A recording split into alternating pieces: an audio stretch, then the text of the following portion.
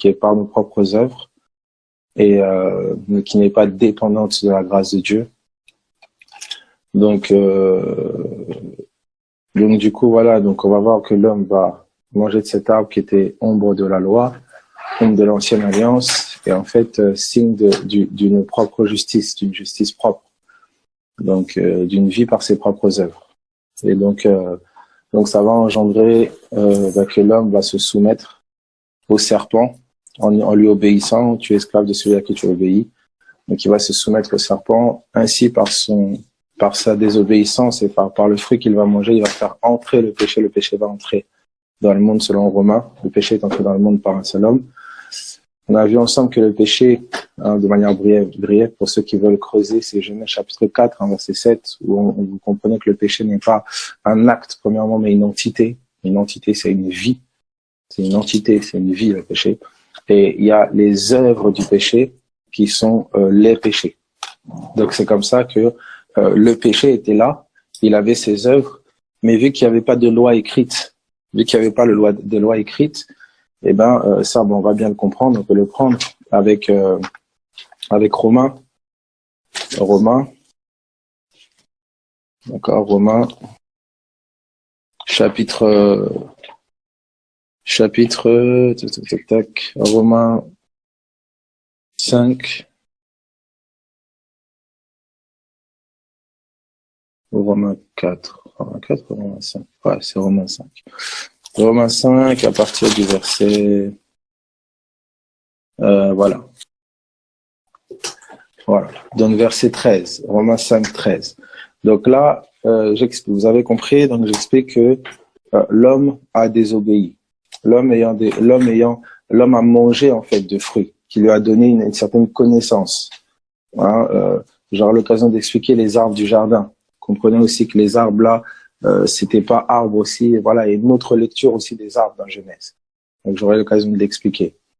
Donc vous le verrez avec un texte d'Ézéchiel. Tu étais le plus beau en Éden, etc.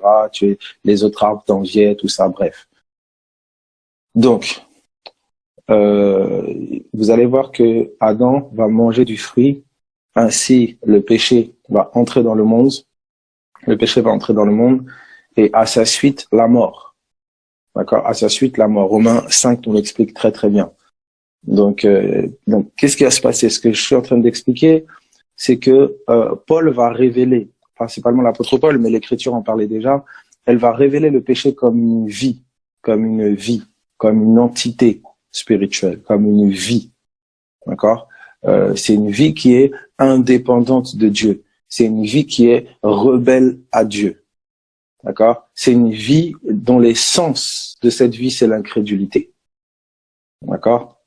Vis-à-vis de Dieu. C'est ça qui est tout ce qui n'est pas le fruit d'une ferme conviction, tout ce qui n'est pas le fruit de la foi est péché. Donc la racine du péché, cette essence, cette vie-là, elle tire son essence, en fait, elle tire son essence de l'incrédulité. En fait, si vous voulez, quand je dis c'est une vie, c'est pas que c'est la vie. D'accord? En fait, c'est la mort qui vit, si vous voulez, le péché. Quand le juste vivra par la foi, il mourra par l'incrédulité. Le péché, c'est vraiment une vie. C'est la mort qui s'anime. Donc, regardez le verset 13. Je vais expliquer cela. Regardez le verset 13 de Romains. Il est dit ceci. Car jusqu'à la loi, le péché était dans le monde. Car jusqu'à la loi, le péché était dans le monde. Or, le péché n'est pas imputé quand il n'y a point de loi. Donc, jusqu'à ce que la loi vienne, là il parle jusqu'à Moïse, le péché était dans le monde. Mais on ne pouvait pas le sanctionner, on ne pouvait pas le condamner parce qu'il n'y avait pas de loi.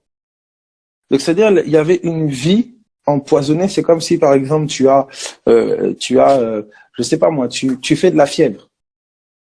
Mais s'il n'y a pas un thermomètre pour donner, en fait, ta température, pour dire, voilà, tu es en hypothermie ou tu fais de la fièvre, tu vois, il faut le thermomètre pour donner la température. La température n'arrive pas quand le thermomètre arrive.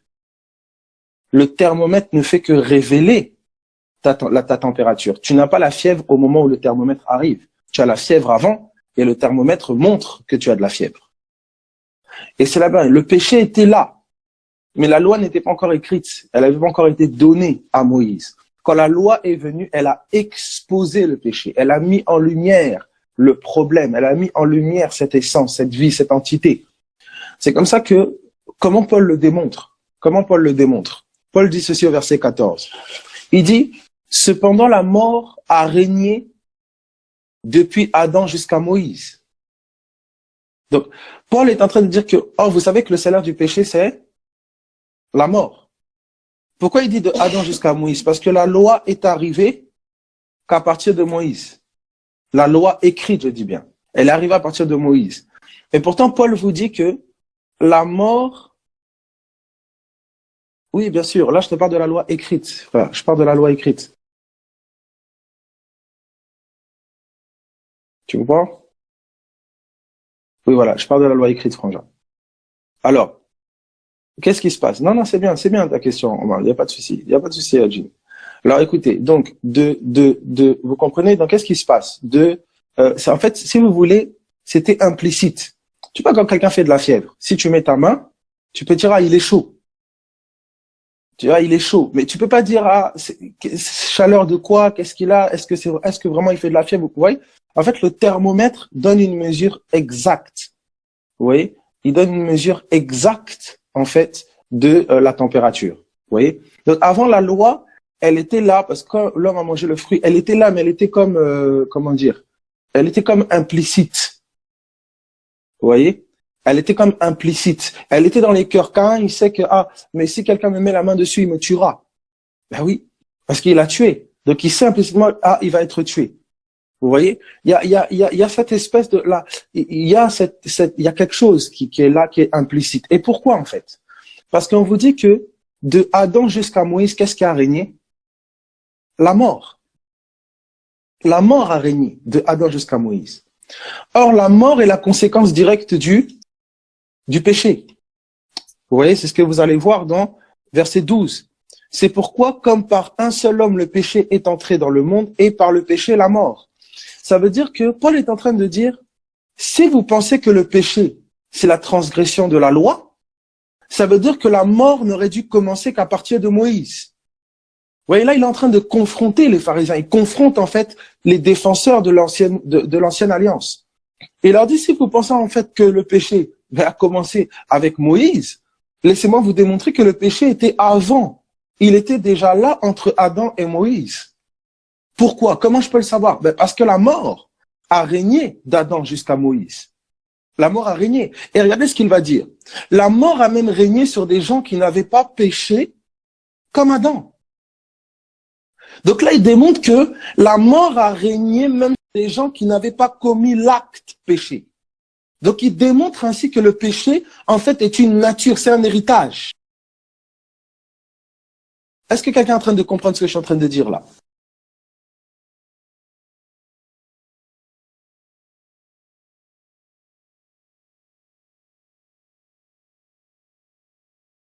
Vous comprenez? Exactement, c'est un état, c'est un héritage. Et ça, c'est le fruit d'une démonstration. Pourquoi? Pourquoi si tu comprends que le péché est un héritage, tu dois comprendre que la justice ne peut qu'être un héritage. Donc, toutes les personnes qui essaient d'être justes par leurs œuvres n'ont juste pas compris qu'est-ce que le péché. Vous voyez, on va aller ensemble doucement. Alors, au verset 14, il dit, cependant la mort a régné depuis Adam jusqu'à Moïse. Donc, la mort a régné dans la période où la loi écrite n'était pas encore là. Donc, si vous pensez que le péché n'est que la transgression de la loi, alors ici, Paul vous dit, écoutez, la mort aurait dû commencer quand la loi est venue. Mais il dit non, la mort a régné d'Adam jusqu'à Moïse. Et regardez ce qu'il peut dire. Il dit, même sur ceux qui n'avaient pas péché par une transgression semblable à celle d'Adam. C'est-à-dire que même sur ceux qui n'avaient pas commis l'acte, qui n'avaient pas péché, la mort a régné.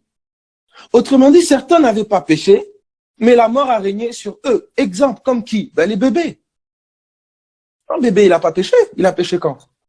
Mais un bébé peut mourir. Vous comprenez? Donc là, Paul est en train de faire une démonstration absolument extraordinaire. Il est en train de renverser la justice par les œuvres. Si vous en comprenez l'essence, ici, ce que Paul dit, c'est très grave. C'est révolutionnaire ce qu'il est en train de dire là. Et Dieu maintenant, regardez ce qu'il dit. Il dit, Adam était une figure de celui qui devait venir. Qui? Christ. En fait, on nous démontre que Adam, en désobéissant, il a fait que la mort s'est étendue même sur ceux qui n'avaient pas péché comme lui. Ça veut dire que Adam nous a donné l'héritage du péché. Il nous a donné l'héritage de la mort. Et Paul est en train de nous dire que Adam était une figure de qui? De Christ. Mais lui, Christ, il va le faire dans l'autre sens. Ça veut dire que le Christ, il va obéir. Et par son obéissance, on va recevoir l'héritage de la justice. Et ainsi, la vie éternelle. Vous voyez? Adam nous a donné l'héritage du péché. Et le péché a introduit la mort. Christ nous a donné l'héritage de la justice. Et la justice a introduit la vie. Est-ce que quelqu'un est en train de comprendre? Allez, on va descendre progressivement. Est-ce que ça va jusque-là?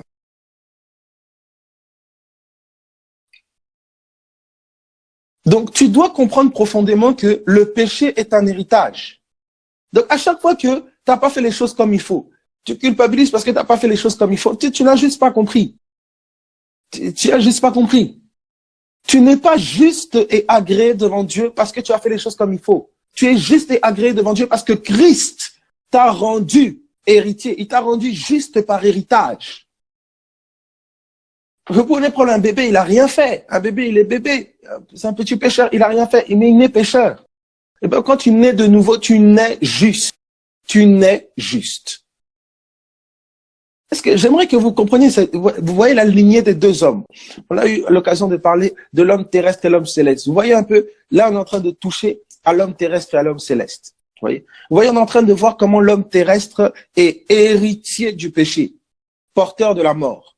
C'est pour ça que Jésus dira, laisse les morts enterrer leurs morts. Et vous voyez que l'homme céleste, lui, est héritier de la justice, porteur de la vie.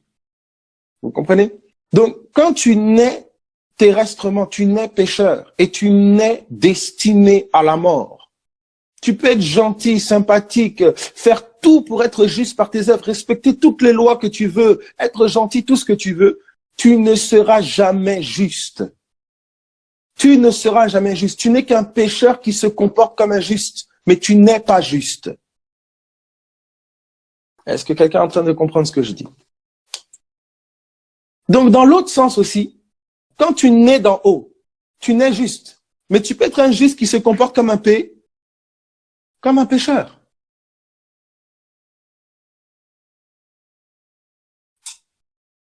Est-ce que vous comprenez? Si tu comprends bien le fonctionnement de l'homme terrestre, tu vas comprendre l'homme céleste. Vous voyez? C'est pour ça que Paul dit, lequel est la figure de celui qui devait venir? À travers Adam, on comprend Christ. Adam était une figure. Regardez ce qu'il dit, regardez le verset la suite. Verset 15. Mais il n'en est pas du don gratuit comme de l'offense. Regardez. Car si par l'offense d'un seul, il en est beaucoup qui sont morts, à plus forte raison la grâce de Dieu, le don de la grâce venant d'un seul homme, Jésus-Christ, ont-ils été abondamment répandus sur beaucoup. Imaginez, il dit, si par une seule offense, beaucoup sont morts, un seul homme a commis une offense et la mort s'est installée. Il dit à combien plus forte raison? Par l'obéissance d'un seul homme, l'abondance de la vie, la grâce s'étendra sur beaucoup. Il faut que tu aies profondément ça en tête. J'aimerais que tu fasses ce parallèle-là entre la vie et la mort. Adam, regarde, la mort peut te prendre n'importe quand. Tu peux sortir, tu fais un accident pour tu meurs. Tu peux sortir, tu attrapes une maladie, tu meurs. Tu peux sortir, ta peste, famine. Vous voyez comment la mort guette tout instant. Les gens vivent dans une certaine crainte de la mort. Eh bien, pour l'homme d'en haut, c'est la vie. Tu peux sortir comme vous, la vie te touche. Révélation de Christ. Christ est la vie.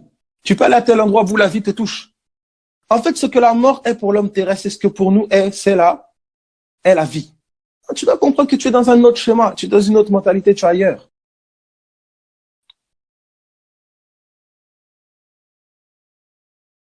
C'est pour ça que pour l'homme terrestre, les situations qui le mettent en danger et que la mort lui fait craindre. Pour nous, ces situations-là, on peut avoir l'espérance en la vie. Regardez Christ, il est la vie. Et regardez, il est venu se manifester partout où la mort menaçait. les malades, les suicidaires, les morts à la résurrection. C'est ceci. Parce que pour l'homme d'en haut, l'héritage de la justice a produit la vie.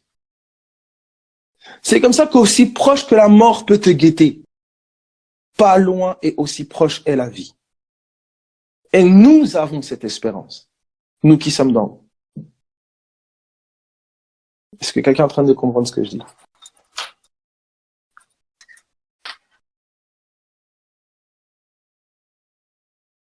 Donc, de la même manière que l'homme terrestre peut craindre la mort dans une situation, toi, tu peux espérer la vie dans la même situation. De la même manière que l'homme terrestre est esclave de la crainte de la mort, toi, tu es esclave de la confiance en la vie. Tu es né d'en haut. C'est ta nature. Donc, tu n'essayes pas d'être juste. Tout est affaire de prendre conscience de qui tu es. Et ça, c'est que par le Saint-Esprit. C'est pour ça que le Saint-Esprit nous a été donné pour nous révéler ce qui nous a été donné par grâce. C'est toute autre chose, mes amis. C'est toute une autre mentalité. Regardez. Il dit, vous sentez déjà ces deux lignées-là, hein? Naître d'en haut. Vous voyez toute l'importance et la valeur de la notion de naître d'en haut. Il y a un changement de nature. Il y a un changement de nature. Et tu n'as pas deux natures, tu n'en as qu'une seule. D'accord? Tu n'en as qu'une seule. Tu as la nature d'en haut. Maintenant, tu peux être quelqu'un de la nature d'en haut, mais qui persiste à te comporter comme celui que tu étais autrefois, parce que ta mentalité n'est pas renouvelée. Ta mentalité n'est pas changée. Alors, il dit ceci. Mais il n'en est pas du don gratuit comme de l'offense, car si par l'offense d'un seul, il en est beaucoup qui sont morts, à plus forte raison, la grâce de Dieu est le don de la grâce venant d'un seul homme, Jésus-Christ, etc. Verset 16. Et il n'en est pas du don comme de ce qui est arrivé par un seul qui a péché. Car c'est après une seule offense que le jugement est devenu condamnation. Tandis que le don gratuit devient justification après plusieurs offenses. Écoutez bien, s'il vous plaît. Ce passage-là est très fort. Il dit ça après une seule offense que le jugement est devenu condamnation. Mais la grâce s'est révélée. Donc le don gratuit devient justification après quoi? Plusieurs offenses. C'est terrible ici. À la moindre faute, à la moindre offense, le jugement a été condamnation. C'était immédiat. Mais le don gratuit, la grâce, elle s'est révélée être justification. Donc pas condamnation, justification, pas après une offense, mais après plusieurs offenses. Parfois, c'est après plusieurs offenses que la réalité de la grâce que tu es juste t'est révélée. C'est pour ça que là où celui va fauter, celui qui va faire une erreur, tombe sous le jugement de la condamnation après une seule offense. Toi, tu peux, parce que tu as ta grippe au Seigneur, tu aspires à lui. Tu feras des erreurs. Mais tu as une promesse. C'est que le don gratuit va te révéler la justification qui est en Christ. C'est dans cette pensée-là qu'il est dit que le juste tombe 7 fois, mais Dieu le relève. Et dans la pensée hébraïque, c'est il tombe 7 fois par jour jusqu'à ce qu'il ne tombe plus. Dieu le relève jusqu'à ce qu'il ne tombe plus. Avec la nature de Christ, la justification de Christ, Christ est notre justice, est formée en toi. Et ça, c'est la vraie conversion. Ça, c'est la vraie marche avec le Seigneur. C'est pas la marche hypocrite. Les gens vous disent, oh non, en un jour, il est changé là, et maintenant, c'est beau, il est une perle. C'est pas vrai. C'est pas vrai. Christ prend forme en toi. À sa rencontre, il y a des choses qui vont être très brutales. Très brutales. Tu pouvais être addict aux drogues, d'un coup tu es sevré. Tu peux avoir une maladie grave, d'un coup tu es guéri. Il y a des choses qui vont être brutales. Vous voyez, quelqu'un qui est resté très longtemps dans le noir, quand tu allumes la lumière, le temps que les yeux s'adaptent à la lumière, c'est comme si tu as mal aux yeux. Le choc entre la lumière et les ténèbres est brutal. Et cette brutalité peut se manifester sous des formes différentes. Tu étais quelqu'un de violent, là, tu deviens quelqu'un de tellement doux, tellement pacifique. Tu étais quelqu'un de malade, tu es guéri, tu étais, etc. Mais tu vas voir au cours de ta marche que les attraits de ton âme, la mentalité qui n'est pas renouvelée en toi va commencer à travailler. Et c'est là qu'il va y avoir une lutte, une confrontation. Parce que tu sais que tu es une nouvelle création. Tu sais que tu es changé. Tu sais que la parole de Dieu dit que c'est fait, c'est accompli, il n'y a plus rien à ajouter, c'est accompli. Mais tu vas persister dans ta mentalité à raisonner comme quelqu'un de l'ancienne création. Je donne un exemple bête. Quelqu'un qui est juste ne cherche pas à être juste. Il vit comme injuste. Donc, dès l'instant où tu essaies de faire les choses pour être juste ou pour être agréé, tu raisonnes déjà comme quelqu'un qui n'est pas agréé. Tu raisonnes comme quelqu'un qui n'est pas juste. C'est une mentalité. Le pécheur n'est pas seulement celui qui pêche, mais le pécheur est celui aussi qui cherche à être juste. Puisque si tu cherches à être juste, cela veut dire que tu ne l'es pas. Oh Seigneur. Je ne sais pas si quelqu'un est en train de comprendre ce que je suis en train de dire. Et ça, c'était la mentalité de l'ancienne alliance. De la mentalité de l'ancienne alliance, tu es né pécheur. Le ministère de la loi, c'était la condamnation. Voilà. Oui, exactement. C'était la condamnation. Cela veut dire que lorsque le pécheur, il vivait, il voulait être juste, avoir les faveurs de Dieu, il fallait qu'il soit juste. Donc on lui a donné un ensemble de règles à respecter afin d'être agréé. Voyez. Donc il fallait qu'il fasse ces choses-là pour être juste. Il fallait qu'il fasse ces choses-là pour être en règle avec Dieu. Mais il était de nature, il est né rebelle, il est né non en... Quand tu viens à Christ maintenant, tu nais en règle. Ton combat, c'est que tu as passé des années à vivre comme quelqu'un qui n'était pas en règle. Tu as passé des années à raisonner comme quelqu'un qui n'était pas en règle. Donc tu vas faire, il y a deux choses qui vont se passer. Le fait que tu crois encore que tu n'es pas en règle. Certaines personnes disent, ah, moi je crois que je suis plus pécheur, que je suis juste. Ben, il y a deux aspects qui peuvent se révéler. En fait, deux déviations. Deux formes d'incrédulité. Première forme d'incrédulité, c'est que comme tu crois pas en fait que tu es juste, tu vas vivre comme un pécheur. Tu vas vivre comme un pécheur. Tu vois? Tu vas vivre comme un pécheur et puis tu te dis, ah ben c'est normal, c'est comme ça. Tu trouves des justifications, des excuses à ta manière immorale ou de pécheresse de vivre. Et de l'autre côté, tu vas essayer d'être juste. Donc tu vas t'imposer un ensemble de choses pour essayer d'être agréé par Dieu, essayer d'être juste devant Dieu. Et c'est deux formes en fait d'incrédulité. L'équilibre est celui-ci. Tu es né juste, tu sais que tu es juste, donc tu marches comme quelqu'un de juste, pas en essayant d'être juste. Tu marches comme quelqu'un de juste parce que tu crois que tu l'es. Donc du coup, tu vas pas vivre aisément dans le péché parce que tu sais que tu es juste. Donc c'est pas ta manière de vivre, et cette manière de vivre ne te convient pas. Et tu ne vas pas chercher à être juste parce que tu crois que tu l'es. Et celui-là est dans le repos. Est-ce que quelqu'un est en train de comprendre ce que je suis en train de dire? Paul a prêché cela aux Corinthiens, il a prêché cela aux Romains. Et on a dit c'est un scandale. C'est un scandale ce que tu dis. Imaginez-vous quelqu'un qui a passé toute sa vie à lutter pour devenir juste. Quelqu'un d'autre arrive, on lui dit accepte Christ, tu n'es juste. C'est grave, vous n'imaginez pas. C'était un scandale. La bonne nouvelle est un scandale pour les Juifs. Voyez. Donc tu rentres dans une mentalité où tu n'es plus dans l'effort pour essayer d'être agréé. Tu n'es plus dans l'effort pour essayer d'être accepté. Tu n'es plus dans l'effort pour essayer d'obtenir. Tu n'es plus dans l'effort pour essayer d'être. Tu es dans l'effort et dans la supplication pour que l'Esprit t'ouvre les yeux sur ce que tu as, sur qui tu es. C'est ça tes supplications. C'est là que sont les supplications. Quand Paul vous parle de supplications, elles sont là. C'est de soupirer ardemment et profondément à ce que le Saint-Esprit t'ouvre les yeux. Je prie que que Dieu vous donne un esprit de sagesse et de révélation. On peut prendre ensemble. Éphésiens. Et on ira dans Romains. Éphésiens, chapitre. Donc, vous voyez, alors, c'est ce que vous allez trouver chez les nouveaux convertis. Vous allez trouver deux vagues chez les nouveaux convertis général. Chez les nouveaux convertis, vous allez trouver une première vague de nouveaux convertis zélés. Ils veulent tellement être agréés par Dieu, ils vont faire plein de trucs à fond.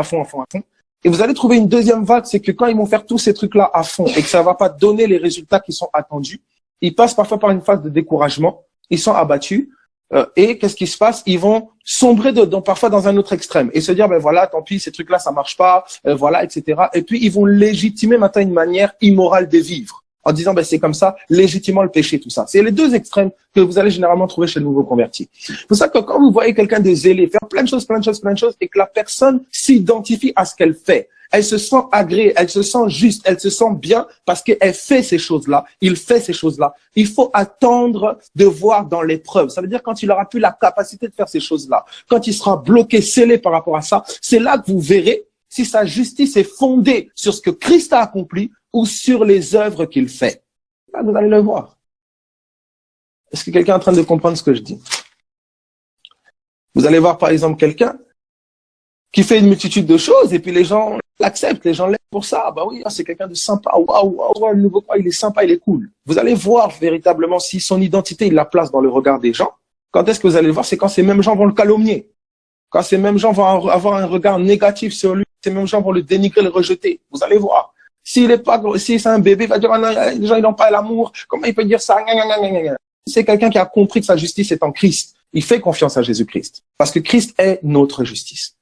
Vous voyez? C'est pour ça que Paul disait, nous sommes vus comme menteurs, bien que véridiques. Vous voyez? Il y avait des témoignages qui étaient rendus que c'était des menteurs. Vous voyez? Mais il avait sa position, son identité en Christ. Et Paul avait très très bien compris ça, parce que Paul avait ardemment défendu la loi de Moïse, il persécutait les chrétiens. Donc basculer de l'autre côté et maintenant prôner Jésus-Christ, c'était terrible. Parce qu'il avait été meurtrier, il avait été blasphémateur, il devait être ancré dans la justification par Christ, parce que par rapport aux œuvres, il était hautement condamnable pour tout ce qu'il avait fait. Vous comprenez? Il était hautement condamnable. Donc c'est comme ça qu'il a une révélation aussi profonde aussi de ces choses. Et, voyez, ça, vous le voyez dans la vie d'un converti. Il va avoir tendance à s'identifier par rapport encore aux œuvres et aux circonstances. Et il aura beau dire, oui, moi j'ai compris, je suis juste, etc., etc. Vous allez voir que dans la pratique, c'est pas là. Dans la pratique, c'est pas là. Vous voyez? C'est cela. Vous voyez une mentalité. Quand la personne passe dans certaines situations, certaines épreuves, vous allez entendre ces paroles. C'est de l'abondance du cœur que la bouche parle. Vous allez voir que c'est pas posé dans le cœur. C'est pour ça que j'ai dit toujours, mes amis, même parfois certains anciens qui ont fait des années, ils n'ont toujours pas compris la justification par la foi. Ce que Christ a accompli, tout reposer sur ce que Christ a fait. Beaucoup n'ont pas compris. Alors vous avez des personnes parfois qui sont frustrées. Quand le Seigneur t'amène dans un temps comme ça, comme de pause, comme dans un temps, il te dit arrête, je veux maintenant que tu prennes conscience pleinement de qui tu es en moi. Ok, les fruits du juste, ce sont les mêmes que les fruits de l'esprit dans Galates 5. Non, quand tu liras, Romain, tu verras que on parle pas des fruits, on parle du fruit. Il y en a un seul. Et on parle du fruit de l'esprit. C'est pas le tien. C'est celui de l'esprit. Regarde, relis attentivement le texte. C'est Galates 5 à partir du verset 22, je pense. Donc, vous voyez, donc, qu'est-ce qui se passe? Ce que je veux dire par là, vous comprenez comment il faut prendre le temps avec les jeunes convertis. C'est comme ça que Paul avait dit à Timothée, c'est comme ça que Paul avait dit à Timothée, Timothée ne soit pas prompt à imposer les mains. Voilà, faut laisser le temps que l'épreuve, en fait, que le Saint-Esprit puisse façonner la personne. Et ça se fait de manière très pragmatique. Vous voyez, vous allez voir par exemple quelqu'un qui était et c'était un peu le cas de Paul, qui était très érudit, très qualifié. Quelqu'un qui dans le monde a eu l'habitude d'être approuvé par les gens parce qu'il faisait. D'accord? Qui était très qualifié, très talentueux, etc. Quand tu vas venir à Christ, tu vas passer par une période de désapprobation des hommes. Tu dois passer par là. Et c'est passé très, très, très, très frustrant. Parce que tu auras l'impression que ce que tu fais ne donne plus le résultat que ça. Parce que Dieu ne veut plus que tu t'identifies à ce que tu fais. Il veut que tu t'identifies maintenant à ce que Christ a accompli et fait. C'est comme ça que Paul vous dira. C'est dans cet esprit-là que Paul va arriver dans cette révélation où il dit quand je suis faible, c'est alors que je suis fort. L'apôtre Paul qui était hautement qualifié, il était un érudit parmi les pharisiens, il était le plus zélé, etc. Il va être réduit à la faiblesse. Pourquoi? Parce qu'il a dû apprendre la dépendance à la grâce. C'est une école, ça s'apprend. C'est pas t'as lu un verset, c'est bon, tu sais. Non, ça se vit, ça s'expérimente. C'est pour ça que cette personne-là, en face de l'échec des œuvres qui réussissent ou des œuvres qui échouent, cette personne-là est dans le repos. Parce que l'échec et la réussite ne reposent pas sur ce qu'il fait. L'échec et la réussite reposent sur ce que Christ a accompli. Et c'est une mentalité qui est différente. Elle s'apprend. Elle s'installe progressivement dans une vie. Elle est éprouvée. En fait, c'est la parole. C'est la parole. Est-ce que quelqu'un comprend ce que je suis en train de dire là? voyez. Vous avez vu comment, c'est pour ça que c'est très important. Parents aussi, je parle aux parents, je parle aux aînés, je parle à tout le monde. C'est très important de parler à mon frère selon la vérité. Ne réduis jamais ton frère et ta sœur aux œuvres. Parce que c'est pas vrai. Vous voyez? D'attacher une identité à quelqu'un par rapport à c'est pas vrai. C'est très, très important de le comprendre et d'encourager quelqu'un par rapport à la parole de Dieu, non pas à tes conseils psychologiques et charnels. Ah oui, mes amis. Ok. Vous allez voir que début de la tentation, Jésus, quand Satan tente Jésus dans le désert, Jésus n'a encore rien fait. Il n'a encore fait aucun miracle fait. Mais les trois tentations, il commence par une chose, si vraiment tu es le Fils. Vous voyez? Il est directement éprouvé par rapport à son identité. Et quand il va faire des miracles, nous savons qui tu es. Les démons commencent à dire, nous savons qui tu es le Saint de Dieu. Tu es le Saint de Dieu. Et pendant qu'il est en train de faire des miracles, etc., ils rendent témoignage de lui qui est le Saint de Dieu. Ils veulent l'élever. Parce qu'il y a les œuvres maintenant miraculeuses. Mais quand vous allez voir maintenant à la fin sur la croix, on dit, mais sauve-toi toi-même. Hein, si l'identité est remise en cause. Vous allez voir cette confrontation entre circonstances et identité. C'est très important. La foule va t'élever quand elle voit les choses. Mais le ciel t'agrée par rapport à ce que Christ a accompli. C'est pour ça que tu ne peux pas marcher d'après les dires des hommes. Tu ne peux pas fonctionner comme ça. Tu ne peux pas fonctionner comme ça. Tu te fais quelque chose, ça plaît, à dire je vais faire ça parce que ça plaît aux gens. Tu peux pas vivre comme ça, tu peux pas marcher comme ça. Tu dois savoir ce que le ciel a décrété, formé en toi, ce que le ciel a mis dans ton cœur, ce que le ciel a façonné en toi. Et ensuite, Dieu va te conduire à ce que cette chose-là prenne forme et grandisse. Et ça va être au contact aussi des frères et des sœurs. C'est comme ça. Vous avez des gens comme ça. Et ça, vous voyez, ça, mes amis, 2 jours là, le Seigneur donne des éléments très pragmatiques. Vous voyez? Donc c'est comme ça, je donne un exemple. Tu prends, tu prends par exemple au sein du corps. Je prends un exemple au sein du corps. J'ai par exemple une aînée dans la foi et il y a une notion d'autorité. Maintenant, qu'est-ce qui se passe, c'est que l'Esprit de Dieu sait que je me sens agréé quand je fais les choses. L'Esprit de Dieu me connaît, il le sait. Et je vais essayer de faire les choses pour prouver à cette aînée que oui, c'est bon, je suis là, regarde, tu peux. Mes amis, vous allez voir le dénigrement de cette aînée si elle est animée par le Saint-Esprit. Bien sûr. Écoutez-moi très attentivement, mes amis. Le Saint-Esprit ne va jamais t'élever ou t'accréditer à cause de ce que tu fais, premièrement. Jamais. Jamais. C'est par rapport à ton intimité et combien tu fais confiance dans le témoignage de Christ. C'est pas ce que tu fais, premièrement. Jamais. Parce que tu n'es pas censé conduire les gens dans le fer, tu es censé... C'est ça. Vous voyez? C'est très, mes amis, très important. C'est des choses que, là, je parle des choses que au corporatif. Parce qu'en fait, tout c'est l'esprit. Au sein du corps de Christ, tout c'est le Saint-Esprit qui régit. C'est pas un homme. Voilà. Vous voyez? C'est pas un homme. C'est-à-dire que, par exemple, quand l'Esprit de Dieu dit, mettez-moi à part Paul et Barnabas, le Saint-Esprit a vu où en était Paul. Il dit, mettez-les-moi à part. C'est pas les hommes qui ont choisi que non, maintenant, toi, on va faire ça. Non. Vous voyez? Donc, c'est vraiment de comprendre, c'est le Saint-Esprit qui articule les choses.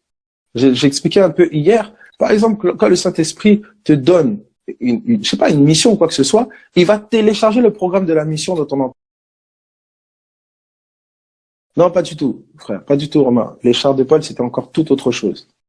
Il faut aller dans le mot grec pour comprendre la chose. C'était pas du tout par rapport à l'orgueil. Beaucoup ont pris ce texte-là comme quoi Paul, pour pas qu'il s'enorgueillisse, et il a été mis une écharpe de la chair. Mais le terme, c'est pas s'enorgueillir, c'est s'élever, et c'est pas lui qui s'élève. Quand tu vas dans le temps du verbe, en fait, c'est une voix passive. Ça veut dire qu'il subit l'action d'être élevé. C'est pas lui qui s'élève.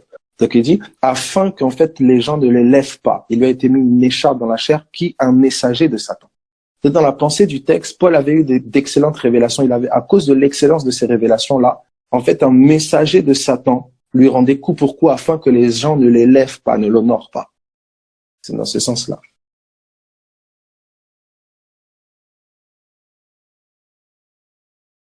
Et donc ça, si vous allez dans les Strong, vous regardez le temps de s'enorgueillir, là, vous regardez, vous allez voir passive. Donc c'est lui qui subit l'action d'être élevé dans le temps grec. Ok. Est-ce que ça va pour tout le monde? Exactement. C'est 2 Corinthiens. 2 Corinthiens chapitre 12. Vous voyez, on dit bien les chartes, c'est un messager de Satan. Donc c'est un messager que Satan a envoyé. Et un messager de Satan. On n'a pas dit un messager de Dieu. C'est un messager de Satan. Vous voyez?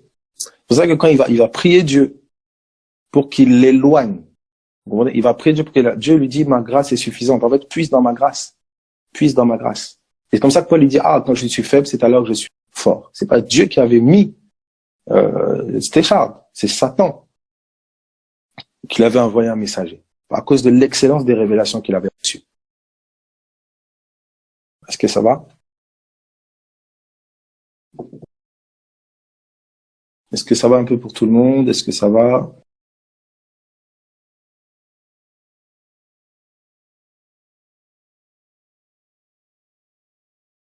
Ouais, frère, bon. Frère, calme-toi, toujours on te contredit. Frère, tu n'es pas Paul. Tu n'as pas encore l'excellence des révélations de Paul. Calme, frère, du calme. Amen, amen, amen. Ok. Alors, donc voilà. Donc, on a touché, vous avez vu que, qu'est-ce qui va se passer donc? Vous avez compris que le péché, les péchés. Donc, le péché, un héritage. Les péchés, les fruits. Et regardez maintenant ce qui va se passer, c'est que Paul va faire ce constat-là. Il va le faire par l'expérience. Regardez Romains chapitre 7. Romains chapitre 7. Donc tu dois profondément comprendre que le péché, c'est une vie, c'est une entité. Pourquoi tu dois comprendre ça? Parce que tu vas croiser des gens dans le monde qui ne pêchent pas forcément, que tu vois pas voler. Ils sont même dans les actions même plus intègres que toi. Toi, tu luttes encore peut-être parfois avec, je sais pas moi, de la colère, machin. La personne dans le monde doux, comme pas possible. Je dis c'est pas possible. Regardez, je vais vous prendre un passage où je vais vous montrer que l'apôtre Paul, comment dire, a rencontré ces choses. Regardez. Alors, on va aller dans Luc, avant d'aller dans là où je voulais. Luc 17. Regardez. Dans Luc 18, pardon, à partir du verset Luc 18. Ok.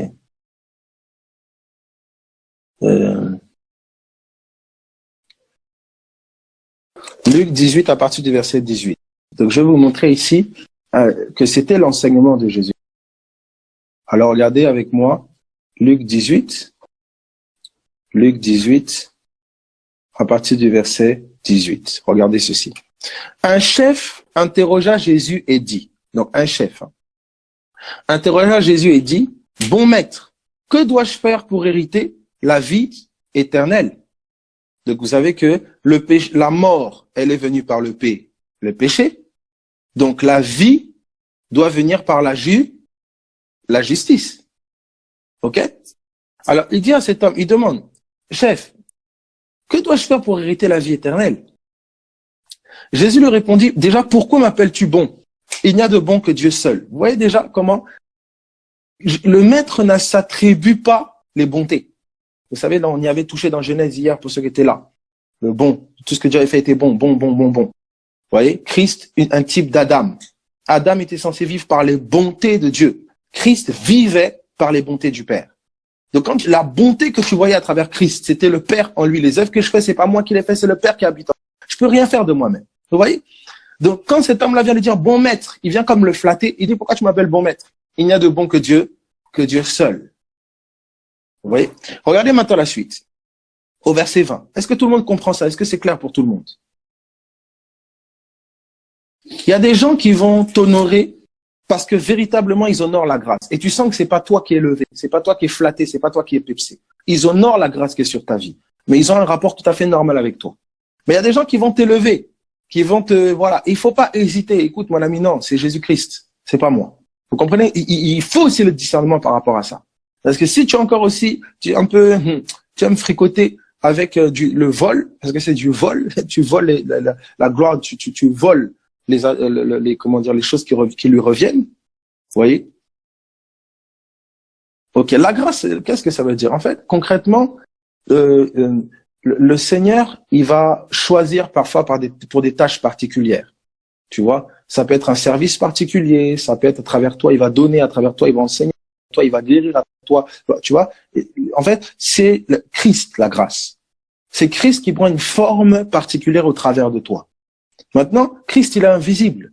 Ça veut dire que les gens, c'est pas Christ qui vont voir, c'est toi. Tu vois?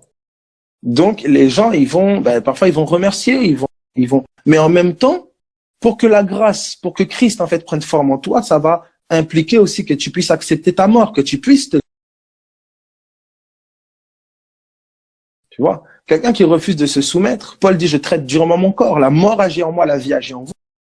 Christ ne vient pas te forcer. Il y a un désir volontaire de le suivre. Et c'est ça aussi qui est honoré. C'est ça aussi qui est honoré. Tu vois. Et ça, le Saint-Esprit, pour ceux qui, la parole dit quand nous irons au ciel, chacun recevra la louange qui lui est due. C'est fort, ça. De la même manière que nous le louons, de la même manière, il nous louera. Ah oui. Ok. Est-ce que ça va?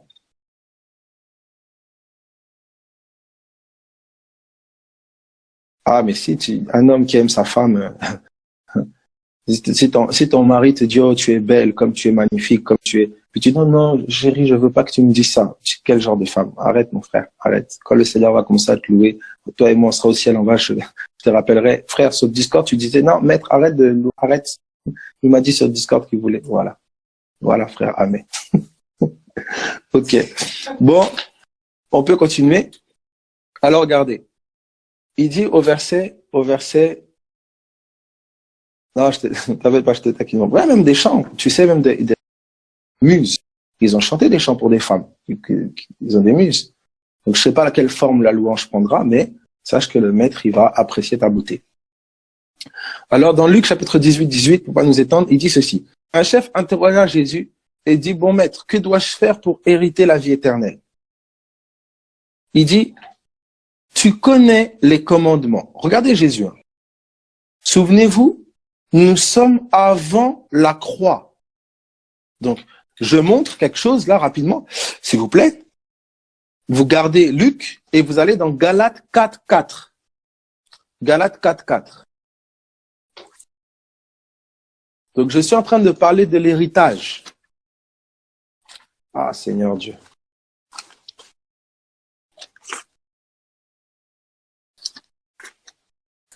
Donc, Galates 4.4.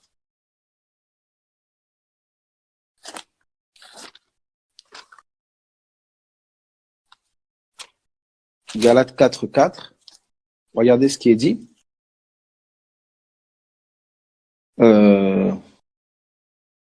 Il est où? Quelqu'un là? T'as dit quoi? Voilà. Mais lorsque les temps ont été accomplis, Dieu a envoyé son fils né d'une femme, né sous la loi. Donc, quand Christ est venu, il était sous quoi? Dans la chair. Il était sous quoi?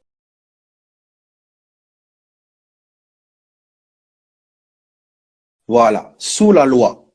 Exactement. Il était sous la loi. OK? Alors, regardez maintenant.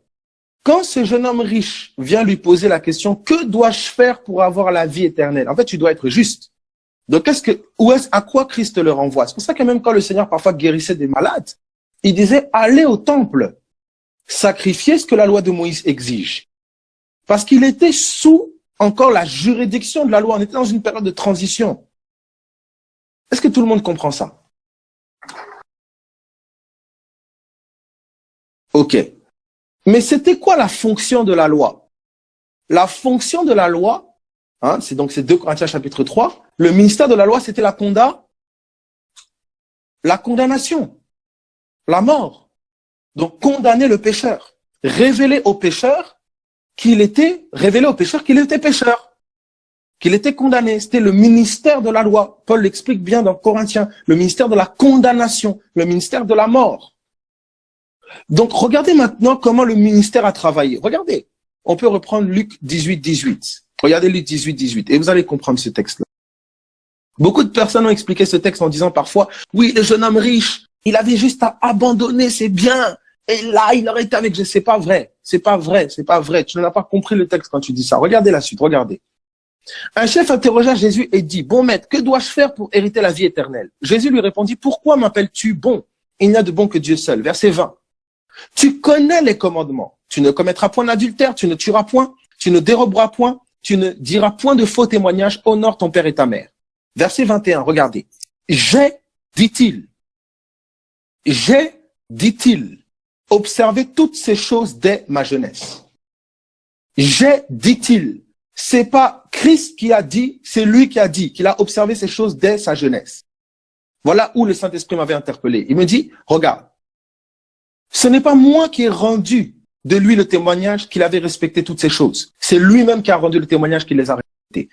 Maintenant, il me dit, relis les commandements d'après mon enseignement de Matthieu chapitre 5. Et regardez maintenant.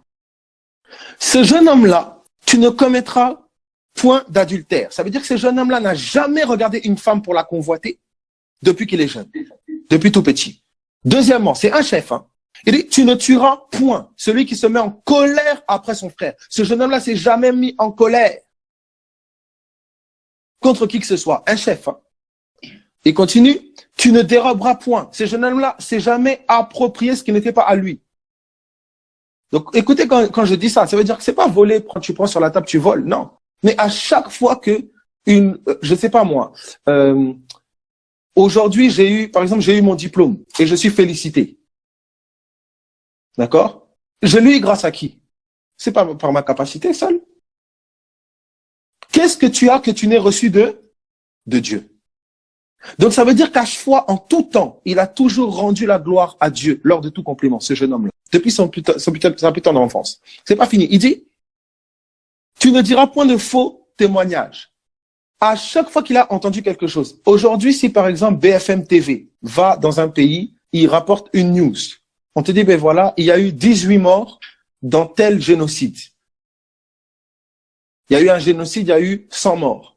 Alors qu'en fait, il n'y a pas eu 100 morts, mais le gouvernement a caché qu'il y en a eu 1000. Et toi, tu vas répondre, t'as vu ce qui s'est passé? Il y a eu 100 morts dans le génocide, je sais pas quoi. Tu es en train de répandre un faux témoignage. Ça veut dire que ce jeune homme-là, depuis tout petit, il est toujours retourné à la source de l'information pour vérifier si elle était juste. Honore ton père et ta mère. Il dit, dit-il, respecter tous ces commandements. Quand le Seigneur a commencé à me montrer ça, il me dit, mais tu vois, il en a sans doute respecté aucun. Mais d'après la justice de la loi selon Moïse, et c'était comme ça qu'étaient les pharisiens, ils avaient tout respecté. Parce que, est-ce que tu as connu quelqu'un qui a jamais tué? Oui, j'en connais plein. Tu as déjà connu quelqu'un qui a jamais trompé sa femme? Oui, j'en connais plein. Tu as déjà connu quelqu'un qui n'a jamais colporté de faux témoignages qui n'aime pas mentir? Oui, j'en connais. Quelqu'un qui a honoré son père et sa mère? Oui, j'en connais. Est-ce que tu connais quelqu'un qui a jamais regardé un homme, qui a jamais regardé une femme, qui a désiré? J'en connais pas. Est-ce que, à moi, homosexuel à la limite, et il a regardé un homme pour convoiter. Est-ce que tu as déjà connu quelqu'un qui s'est jamais mis en colère? J'en connais pas. Est-ce que tu as déjà dit quelqu'un qui a toujours vérifié à la source de toute la télévision suffit à rendre des faux témoignages? J'en connais pas. En fait, très vite, quand vous lisez les commandements selon la lecture de Christ, ça veut dire la loi du cœur, c'est impossible que cet homme-là ait respecté tous les commandements. C'est comme ça que regardez ironiquement ce que le maître va faire. Et c'est ça que la loi elle est censée faire. Elle est censée t'amener au bout de toi-même. Regardez ce qu'il va dire. Il va dire, Jésus ayant entendu cela lui dit, il te manque encore une chose. Vends tout ce que tu as, distribue-le aux pauvres et tu auras un trésor dans les cieux. Puis viens et suis-moi. Lorsqu'il entendit ces paroles, il devint tout triste car il était très riche. Rien que par ça, il le montre qu'il était idolâtre. C'est le premier commandement, tu n'auras pas d'autre Dieu. Donc en fait, ici, comprenez bien. Regardez bien ceci. Et ceux qui étaient avec Jésus étaient pire que cet homme-là. Regardez ce que Jésus va dire. Jésus, voyant qu'il était devenu tout triste, il dit qu'il est difficile à ceux qui ont des richesses d'entrer dans le royaume de Dieu. Regardez le verset 25. Car il est plus facile à un chameau de passer par le trou d'une aiguille. L'aiguille, c'était une petite entrée qui était autour. C'était par là qu'on faisait rentrer les chameaux. Donc, pour que les chameaux puissent rentrer dans la ville, en fait, dans l'enceinte de la ville, dans la cité, ils passaient par des trous qu'on leur avait fait des petites portes étroites qu'on appelait aiguilles. Et pour pouvoir passer, ils devaient se décharger des affaires qu'ils avaient pour pouvoir passer dans le trou de l'aiguille.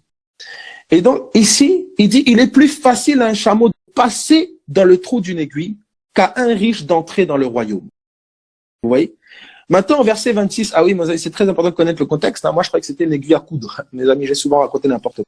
Que Dieu nous aide. Verset 26, il dit ceci. Ceux qui l'écoutaient dire, regardez ce qu'il dit. Ceux qui l'écoutaient dire, et qui peut être sauvé alors? Mais mes amis, imaginez-vous, je suis en train de marcher avec Jésus, je suis violent, j'ai menti, j'ai tapé, j'ai convoité, j'ai commis l'adultère.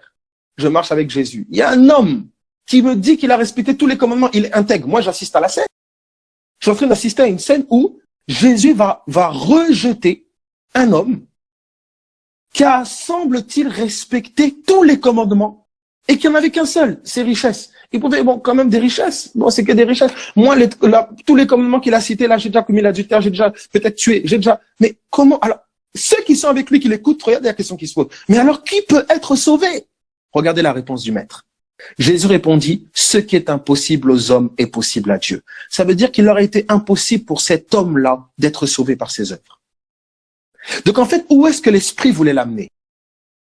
À réaliser qu'il était impossible à l'homme d'être sauvé par lui-même. Ça ne peut venir que par la grâce. Est-ce que vous comprenez cette parabole? Non, mais c'est pas cette parabole, ce qui s'est passé, la pensée du maître. Est-ce que quelqu'un comprend ou quelqu'un ne comprend pas?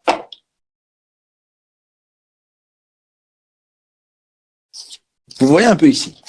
Donc, il dit, il manque, et c'est toujours le sentiment que tu auras à chaque fois que tu vas essayer d'obtenir de Dieu des choses par les œuvres. Tu auras toujours le sentiment que, non, une petite heure de plus. Il te manque un petit truc. Il te manque un peu. Mais en fait, ce manque-là, tu vas voir qu'il est interminable. Parce que tu ne peux pas, la grâce, c'est pas par les œuvres. La grâce est un cadeau. Donc, quand cet homme-là, il est triste, il réalise, il avait de grands biens, il est triste, il réalise qu'il ne peut pas être sauvé, qu'il n'a pas la capacité. C'est là que la grâce était censée le rencontrer. C'est ça la même conclusion que Paul va avoir dans Romains 7. Allons maintenant après la croix. Allons dans Romains 7. Vous voyez, quand vous lisez pas selon la pensée du Saint-Esprit, on peut très vite, là tu commences à prêcher le salut par l'œuvre. Voilà, très vite. Et tu sors de l'enseignement apostolique. Regardez l'apôtre Paul dans Romains chapitre 7. Est-ce que ça va pour tout le monde? Donc, tu as pris des résolutions, tu ne les as pas respectées. Tu t'es senti culpabilisé, tu t'es senti condamné, tu t'es dit dans cette fois, en tout cas la prochaine fois là, tout ça, boum. Et tu as recommencé, tu as culpabilisé, tu te dis, mais je comprends pas, j'en ai marre, tu commences à être dépressif, tu commences à être triste, tu commences à te dire, Dieu est fâché contre toi, pardonne-moi, tout ça. Tu passes ton temps, ta relation avec Dieu, ça commence à dire, pardonne-moi, je suis désolé, j'ai fait ça. Alors, écoute, tu dois arriver à une compréhension maintenant, il est temps. Que la sortie de telle chose ou de telle chose ne viendra que par grâce. Fais-lui confiance. Commence à changer ta mentalité. Commence à te repentir. Commence à passer du temps en prière, pas à t'excuser de toutes les fautes seulement, mais passer du temps à prière à demander à Dieu à ce que tes yeux s'ouvrent sur qui tu es en lui, sur ce qu'il t'a donné et confié en Jésus-Christ. Que ta mentalité change. Vous savez, celui qui est boiteux, il n'est pas étonné de boiter. Ok.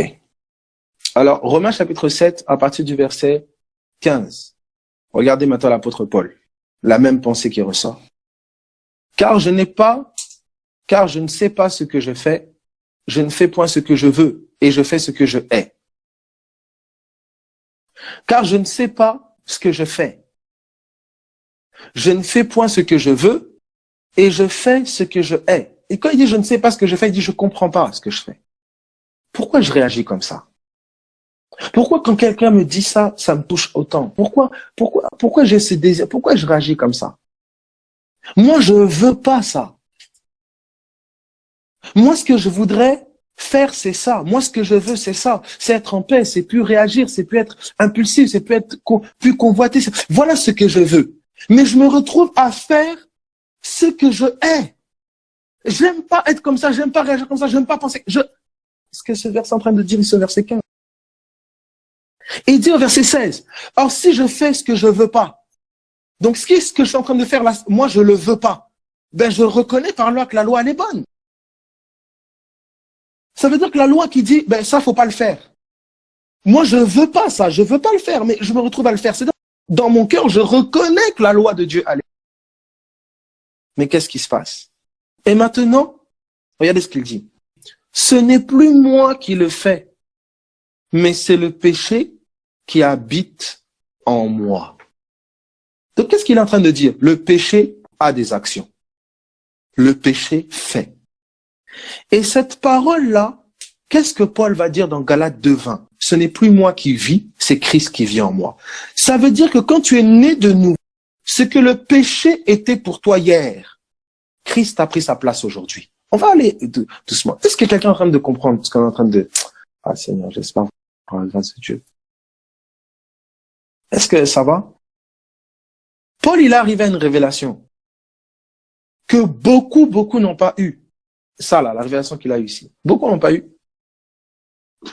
Beaucoup vivent comme des bons musulmans. Ou beaucoup vivent comme des bons, je sais pas moi, des bons chrétiens. Voilà, chrétiens mignons. Alors, regardez ce qu'il dit ici. Il dit, écoutez, on est en train de parler d'un pharisien irréprochable quant à la justice de la loi. Il le dit bien dans Philippiens. Mais regardez la lutte intérieure qu'il y a dans ce pharisien-là. Regardez la lutte intérieure. C'est-à-dire, en termes d'œuvre de la loi, il était irréprochable. Mais regardez la lutte intérieure qu'a cet homme.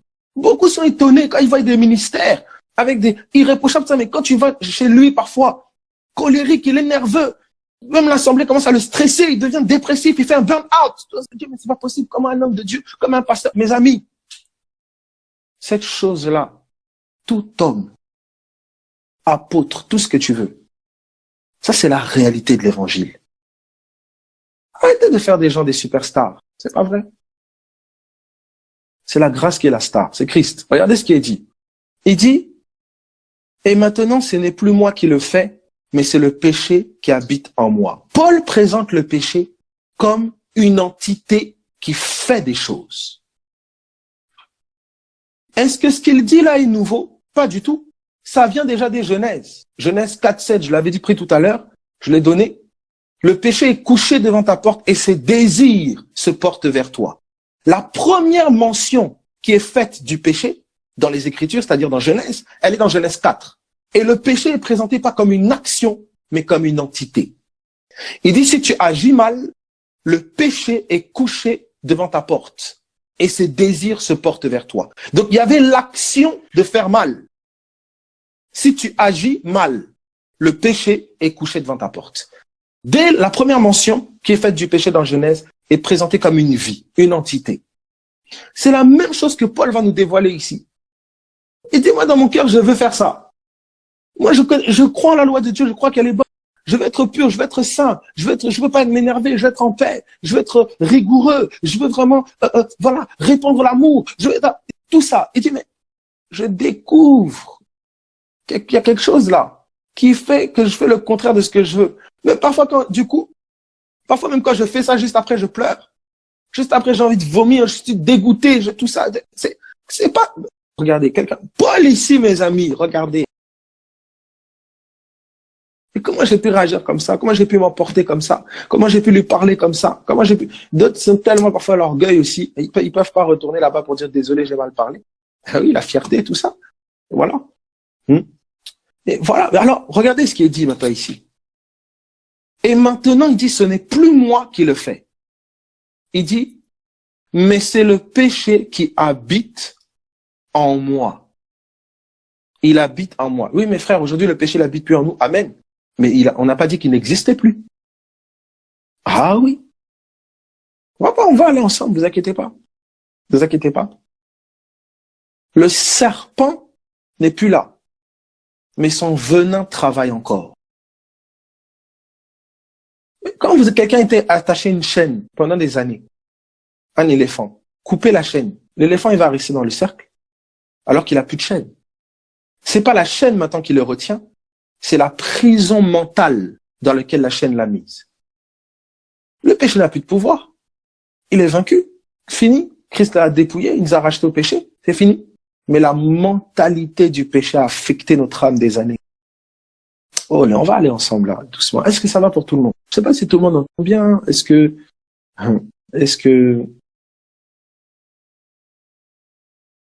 Ok.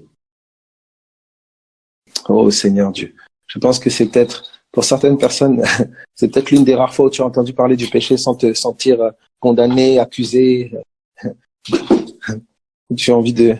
Oh Jesus, Seigneur, aide-nous. Alors, regardez, vous savez, quand un médecin il vous parle d'une maladie, il parle pas de la maladie. Voilà, t'es malade, regarde ta tête, t'es moche. Ah. Mais quel médecin va faire ça? Non. Il va t'exposer l'horreur de la maladie, mais c'est pas toi. Tu subis la maladie, tu es esclave de la maladie, tu es la victime. Vous voyez? Mais on a tellement présenté les péchés par rapport aux œuvres et non par rapport à l'essence du péché. Qu'est-ce qui se passe? Les gens, quelqu'un qui est malade, il a envie d'être sauvé de la maladie. Quand tu comprends ce qu'est le péché, tu as envie d'être sauvé du péché. C'est cela. Donc la loi, elle pose un diagnostic. Lorsque le diagnostic est posé, qui veut demeurer malade? Tout le monde veut courir après le médicament. Mais quand on présente des faux diagnostics, on prêche une fausse loi, c'est bien pour pas les gens. Voilà, bref, allons-y. Alors, regardez ce qu'il dit. Il dit, maintenant, ce n'est plus moi qui le fais, mais c'est le péché qui habite en moi. Il dit, ce qui est bon, je le sais, n'habite pas en moi, c'est-à-dire dans ma chair. Regardez ce qu'il dit, c'est très fort ici. Paul a la révélation que dans sa chair, il n'y a rien de bon. Imaginez, ça, mes amis, ça c'est une révélation. Parce que parfois, tu peux faire des choses dans ta chair, l'intention avec laquelle tu les as fait était pervertie, mais ça donne un résultat bon. Les gens, ils vont t'acclamer, ils vont dire, ah, t'es vraiment quelqu'un de bien, voilà. Vous avez des personnes comme ça, hein. Vous avez des personnes parfois qui ont été très rejetées dans leur vie et qui se donnent, comment dire, qui font beaucoup de choses pour les gens, mais pour être acceptés des gens, pour être aimés par les gens. Et lorsqu'ils sont pas acceptés, lorsqu'ils sont rejetés, ce qu'ils font n'est pas reconnu, il y en a qui dépriment, il y en a qui font une dépression, il y en a qui se sentent pas aimés. Et c'est la preuve que leurs actions sont motivées par un sentiment égoïste qui est derrière. Mes amis, c'est terrible.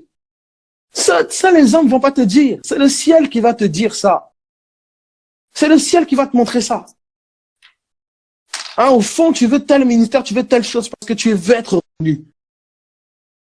Tu veux être, non, tu es comme ça avec les gens, voilà, parce que tu veux être reconnu. Regarde, elle a mal parlé de toi. Regarde, elle t'a critiqué. Regarde, elle t'a rejeté. Pourquoi ton cœur pleure comme ça? Pourquoi tu lui en veux autant? Tout ce que j'ai fait pour elle, tout ce que j'ai fait. Mais Christ, est-ce qu'il n'a pas fait pour les gens plus que toi tu n'as fait? Pourquoi lui rejeter? N'a blâmé aucun.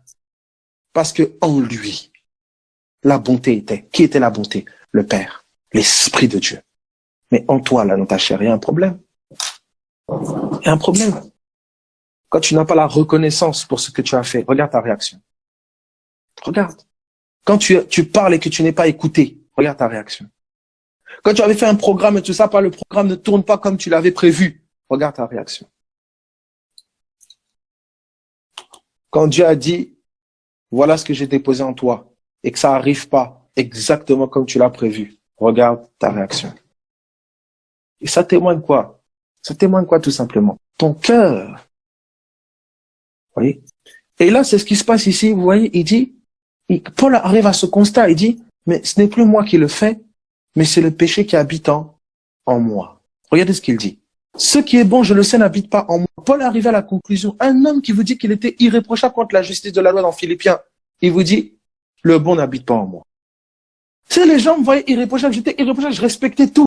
Mais dans mon cœur, quand je voyais quelqu'un ne pas respecter un commandement, j'avais la colère. Oh là là, les religieux sont terribles. Dans leur cœur, là, quand ils voient quelqu'un qui ne respecte pas les commandements, voilà, l'enfer, Dieu va te tuer. Parce que toi, au fond, quelque part dans tes entrailles, tu veux faire ça. Oh, Jesus. Mais regardez la sainteté du ciel. Elle était miséricordieuse avec le pécheur. Elle était miséricordieuse avec le coupable.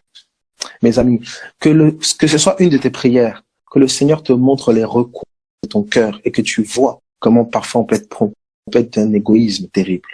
Exactement. Faut le vivre, ou par révélation. C'est pas révélation. Cet esprit va t'ouvrir les yeux. Va t'ouvrir les yeux. Tu vois, moi, quand je me suis converti, j'ai commencé à être très radical, ultra radical. Quand le Seigneur va m'ouvrir les yeux avec un texte d'Ésaïe, le prophète Ésaïe, quand le prophète Ésaïe va monter vers le ciel et qui va dire mes lèvres sont impures, je suis au milieu d'un peuple impur, il dit malheur à moi. Je me suis dit, comment un prophète qui a prophétisé 5 chapitres, donc peut-être pendant des années, ou pendant des mois, il rencontre le ciel, il dit malheur à moi. Et je dis, c'est pas possible. Et là, il me dit, voilà, quand tu compares ta sainteté à celle de toi, tu peux te sentir saint, il n'y a pas de problème. Et là, cet homme-là a couché avec 40 femmes. Toi, tu n'as jamais commis une femme. C'est bon, tu te sens saint. Et oui, quand tu compares ta sainteté à ton voisin, tu te sens saint. Quand tu compares ta communauté, tu te sens saint. Quand tu compares ta sainteté aux gens qui sont des incroyants, tu te sens saint. Mais quand ta sainteté confronte celle du ciel, aucun de nous peut tenir debout. Et ce texte m'avait frappé. Et le Seigneur me conduira et il me montrera que Paul a fait la même expérience. C'est cette expérience que vous voyez dans Romains. Il était irréprochable quant à la justice de la loi dans la communauté, au milieu des hommes. Parce que la justice de la loi, c'était les œuvres extérieures. Et c'est les hommes qui voient les œuvres. Mais le cœur, il savait qu'il avait un cœur noir. Il savait qu'il avait un cœur cupide, un cœur qui voulait être accepté, agréé, respecté, honoré. Il connaissait le fond de son cœur. Donc il savait que tout ce qu'il recevait de Dieu, il ne pouvait le recevoir que par grâce, que par amour. C'est ça. C'est pour ça que quand la lumière est mise, les projecteurs sont mis sur ton cœur, tu ne peux être que miséricordieux avec toi. Tu commences à devenir tolérante. Parce que peut-être que lui a cédé et qu'il a commis l'adultère, mais toi dans ton cœur tu as commis. Peut-être que lui a commis un meurtre, mais peut-être toi dans ton cœur tu t'es mis en colère maintes et maintes fois, même contre ton bébé, contre ta mère, contre ton père. En fait, tu es un multirécidiviste et tu es un serial killer qui n'était pas au courant qu'il est serial killer. Ça. Alors regardez, il dit ceci. Et maintenant, ce n'est plus moi qui le fais, mais c'est le péché qui habite en. Ce qui est bon, je le sais, n'habite pas en moi, c'est-à-dire dans ma chair. J'ai la volonté, mais non le pouvoir de faire le bien. Vous voyez donc, Adam est tombé. J'ai la volonté, mais non le pouvoir de faire le bien. C'est-à-dire, j'ai la connaissance de ce qui est bien et ce qui est mal, mais maintenant, je tombe dans un piège. C'est que, à cause de cette connaissance-là, je sais ce qui est bien et ce qui est mal, j'ai la volonté de faire le bien. Mais je n'ai pas la capacité. C'est ça, là où la loi va t'amener. La loi, elle va te montrer la perfection de Dieu. Tu vois? Tu auras la volonté d'accéder à ce niveau. Mais tu vas très vite te rendre compte que tu as l'incapacité. Donc, il y a 2 choses qui vont se présenter. 2 perversions que vous allez souvent voir. Vous avez des personnes qui vont descendre le niveau de la loi. Ils vont réduire le niveau de la loi pour la rendre abordable. Ben voilà, si tu t'habilles comme ça. Et en fait, ils vont se faire une classification des péchés. Vous voyez? Ils vont réduire, en fait, le niveau de la loi. Et c'est ce que les pharisiens ont fait. C'est pour ça que quand Christ est venu, il a ramené la loi à sa perfection. Il dit, c'est lui qui a jamais péché parmi vous qui jette la première pierre. Il a exposé les cœurs. Celui qui regarde une femme pour la convoiter, celui qui se met en colère après ça, il a rehaussé la perfection de la loi. Pourquoi? Parce que la loi n'avait pas pour objectif d'être accomplie. Quand je dis accompli, c'est accompli dans le sens de tous les commandements respectés. Non, elle avait pour objectif d'exposer le péché, de mettre en lumière l'incapacité de l'homme, de mettre en lumière la maladie de l'homme. Elle était comme un laboratoire qui pose un diagnostic. Tu es malade. C'est la grâce qui est venue comme un médicament. Vous comprenez comment Paul va dire? La loi était comme un pédagogue qui nous a conduits à Christ. Exactement comme le diagnostic ne te guérit pas. Le diagnostic te conduit au traitement. Est-ce que quelqu'un est en train de comprendre ce qu'on est en train de dire là? Est-ce que ça va?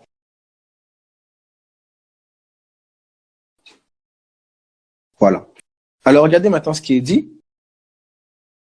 Il continue, il dit, non le pouvoir de faire le bien, car je ne fais pas le bien que je veux, et je fais le mal que je ne veux pas. Regardez maintenant, verset 20. Et si je fais ce que je ne veux pas, ce n'est plus moi qui le fais, mais c'est le péché qui habite en en moi. Donc, Paul a la révélation qu'il est la résidence du péché, que sa chair est la résidence du péché.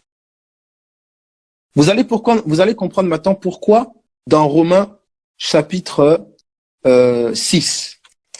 Romains chapitre 6, on peut le prendre, Romains 6, à partir du verset sachant.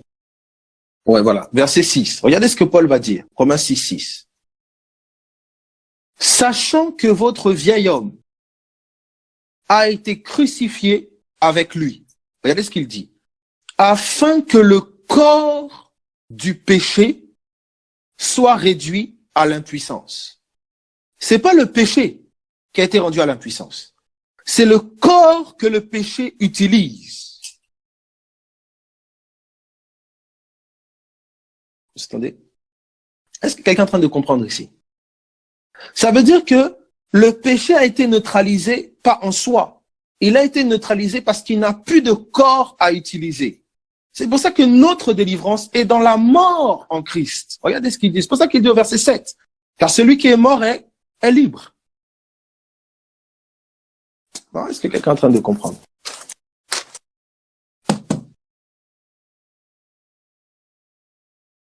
Vous voyez la révélation de la crucifixion?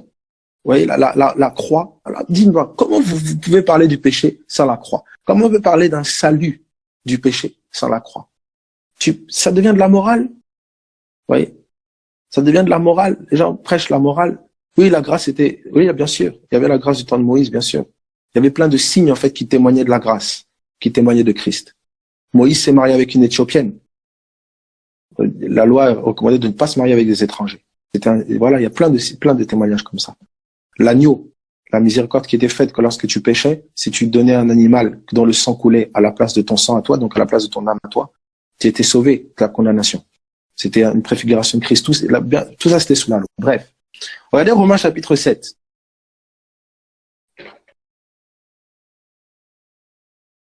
À partir du verset 21.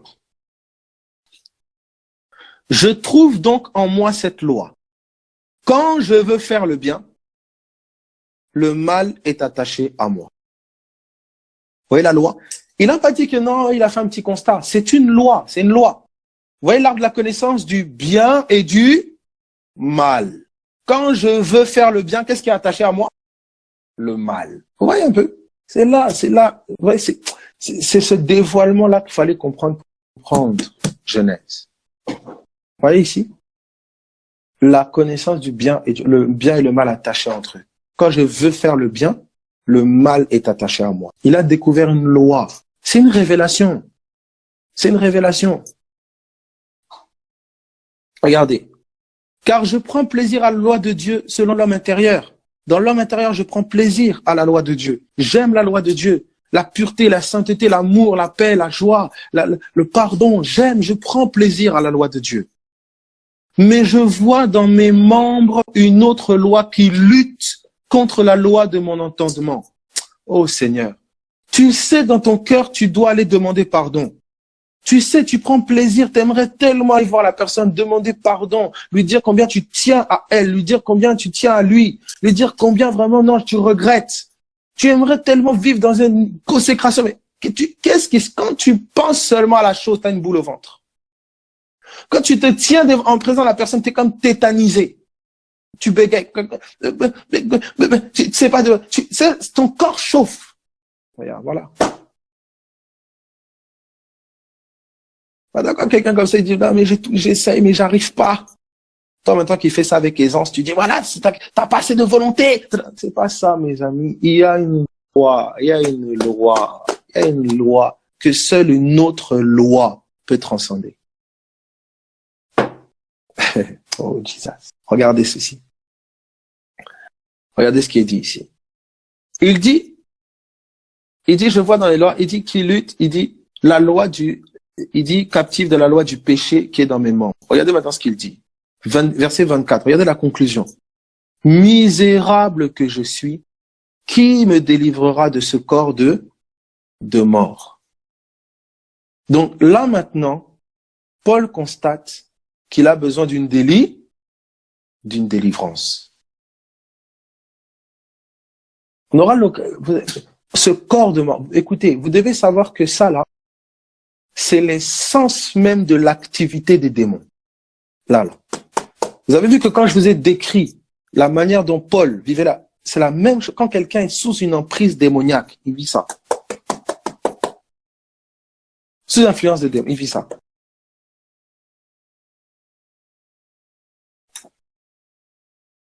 Un esprit vous amène pas à faire, un esprit vous amène pas, un esprit travaille pour l'empire du péché. Ouais, il travaille pour l'empire de la rébellion à Dieu, de l'incrédulité. C'est un ouvrier. Comme les anges travaillent pour Christ. L'autre côté, voilà, il travaille pour le péché. Paul a dit, c'est plus moi qui le fais, c'est le péché qui habite en moi. Mais quand il dans l'esprit, il dit, c'est le péché qui habite en moi, dans ma chair. Mais quand tu es né de l'esprit, il dit, c'est plus moi qui vis, c'est Christ qui vit en moi. Il est passé sous une autre loi. Avant, c'est le péché qui vivait par lui. Maintenant, c'est Christ qui vit par lui. Vous comprenez? Tout un croyant, toute personne qui n'est pas née d'en haut, vit par le péché.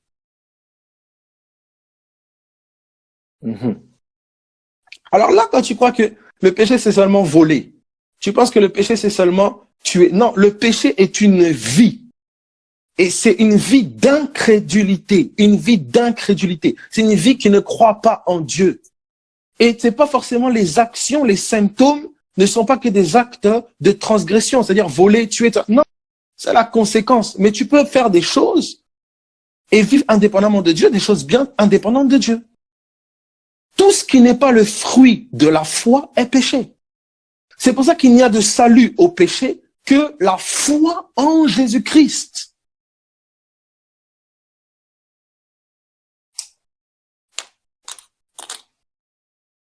Oh Seigneur. Regardez ce qu'il va dire. Misérable que je suis, qui me délivrera de ce corps de mort? Regardez maintenant au verset 25. Grâce soit rendue à Dieu par Jésus-Christ notre Seigneur. Voilà la délivrance. Ni une méthode, ni une règle, ni une technique, une personne. Une personne. J'ai besoin de quelqu'un d'autre qui puisse vivre à ma place. J'ai besoin de quelqu'un d'autre en qui me confier. J'ai besoin de quelqu'un d'autre. Regardez ce qu'il dit. J'ai besoin d'être dépendant à quelqu'un d'autre. C'est le retour à la vie d'Adam avant qu'il mange l'arbre. Regardez ce qu'il dit. Ainsi donc, moi-même je suis par l'entendement esclave de la loi de Dieu dans mon être intérieur. Et je suis par la chair esclave de la loi du péché. Ça veut dire qu'à chaque fois, mes amis, c'est pour ça qu'il n'y a que la crucifixion de la chair qui a pu nous sauver. Parce que dans la mentalité de la chair, dans le mécanisme de la chair, il y a une loi d'incrédulité. La chair est conditionnée pour se sauver elle-même, pour se secourir elle-même. Vous comprenez? Elle est conditionnée comme ça. C'est comme ça que maintenant Paul va commencer à rentrer maintenant dans la profondeur. Regardez ce qu'il dit. Il n'y a donc maintenant aucune condamnation pour ceux qui sont en Jésus-Christ. Première chose. Il n'a pas parlé de condamnation pendant tout Romains 7. Il ne parle pas de condamnation. Pourquoi là, il arrive comme ça d'un coup condamnation? Pourquoi? Parce que toute cette lutte qu'il avait à essayer de faire le bien, mais se retrouvant à faire le mal, ça le mettait sous une condamnation. Bien sûr. C'est ça, c'est tout le mécanisme de la loi, le ministère de la loi, le ministère de la condamnation. Qui me délivrera de ce corps de mort? En fait, la chair, qu'est-ce qui se passe? Elle est sous la loi du péché et de la mort. Et qu'est-ce que la loi de Moïse fait concernant cette loi-là? Il la condamne. Donc l'homme charnel face à la loi est hautement condamnable. Il ne peut pas être justifié par la loi. Impossible. Quand la loi est prêchée comme il faut, elle condamne tous les hommes au plus haut niveau, afin qu'il n'y ait d'issue, de sortie que Jésus-Christ.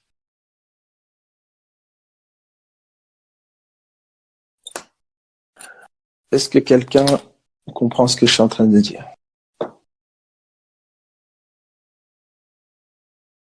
Oui. Oui. C'est pour ça, quand tu es face à quelqu'un, un pécheur, tu te présentes pas toi comme plus pécheur. tu te présentes comme saint par grâce. Ça veut dire, mon gars, je suis dans la même situation. J'étais la seule chose qui fait que je ne suis pas malade, c'est parce que j'ai le traitement. Sans le traitement, je suis peut-être pire que toi. Jésus ne s'est jamais présenté de haut face aux pécheurs. Regardez, c'est pour ça qu'il était ami des gens de mauvaise vie. C'est les pharisiens qui faisaient ça. Christ, et je peux rien faire de moi-même. Je suis incapable de faire quoi que ce soit de moi-même. Toute la vie pure, divine, sainte, il ne la devait qu'au ciel. Et tu sais quand quelqu'un vit par grâce et quelqu'un vit par les efforts, ça se voit.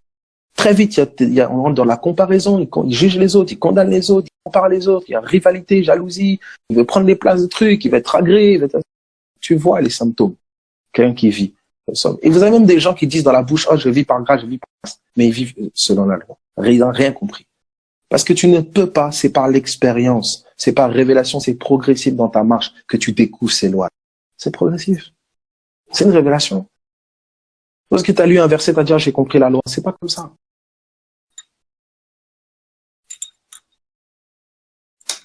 Alors, regardez maintenant ce qu'il dit. Il dit ceci. Il n'y a donc maintenant aucune condamnation pour ceux qui sont en Jésus-Christ. En effet, regardez ce qu'il dit. La loi de l'esprit de vie en Jésus-Christ m'a affranchi de la loi du péché et de la mort. Il y a une autre loi qui se trouve en qui? En Christ. Qui peut m'affranchir de la loi du péché et de la mort. Qui se trouve où? Dans ma chair. Voyez un peu? Donc, il y a une confrontation entre deux lois. C'est des lois. C'est une façon de fonctionner. C'est tout un mécanisme. C'est une logique. C'est une loi. C'est établi. C'est stable. En Christ, il y a une loi. Qui est celle de l'esprit qui donne la vie. Donc, le même péché là, qui donne la mort, il y a une loi. Il y a une autre vie. L'esprit qui donne la vie. Et regardez maintenant ce qu'il dit. Car chose impossible à la loi. Pourquoi? C'est pas que la loi elle était mauvaise, mais parce que la chair la rendait sans force. Vous voyez? Dieu a condamné le péché dans la chair. Vous comprenez? Donc quand il a crucifié, vous voyez, en envoyant à cause du péché son propre fils, dans une chair semblable à celle du péché. Donc quand il a crucifié en fait la chair, il a condamné quelque chose dedans. Donc à chaque fois que tu essayes de vivre par la chair pour faire du bien, en fait c'est comme si tu te remettais sous cette loi-là.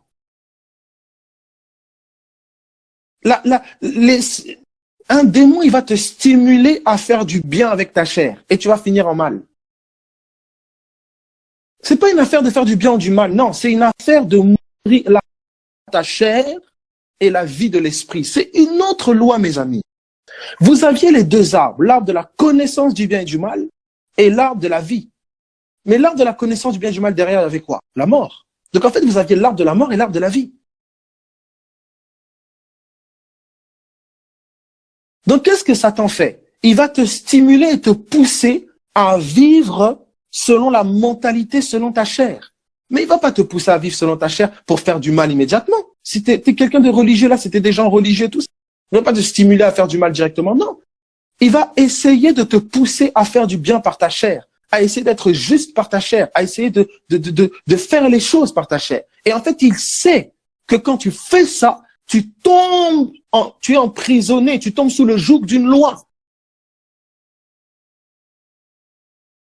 C'est comme ça qu'il dit, il dit aux Galates, mais vous qui avez commencé par l'esprit, vous voulez maintenant finir selon la chair. Qui vous a ensorcelé? Mais ne comprenez-vous, il a lutté avec les Galates. Parce qu'il voulait revenir, en fait, au mécanisme de la loi de Moïse.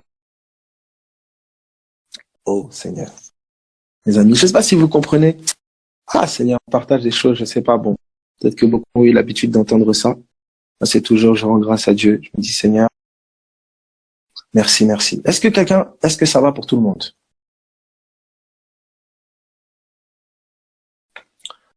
Alors, regardez maintenant ce qu'il dit.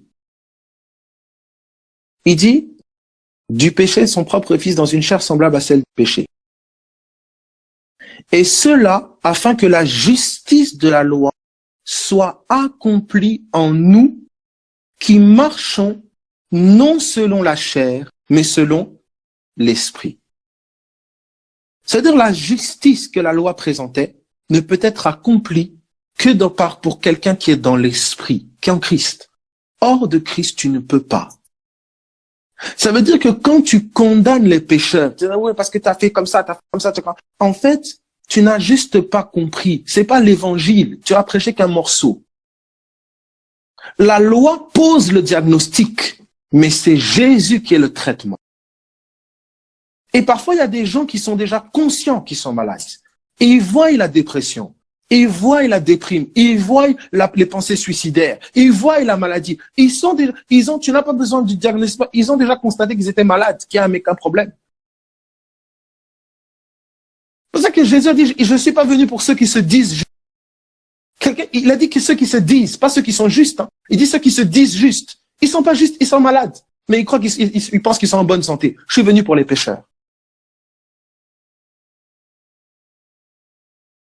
Donc la loi, elle est pas, je vais peut-être choquer, hein. La loi n'est pas pour le pécheur qui sait qu'il est pécheur, sous la nouvelle alliance. La loi, elle est pour le pécheur qui ignore qu'il est malade. C'est pour lui qu'est la loi. Tu peux pas prêcher la loi aux chrétiens. Tu peux pas faire ça. Puisque le chrétien, il est plus malade. Il est en Christ. Prêche-lui Christ. De mûrir en lui, grandir en lui. C'est cela.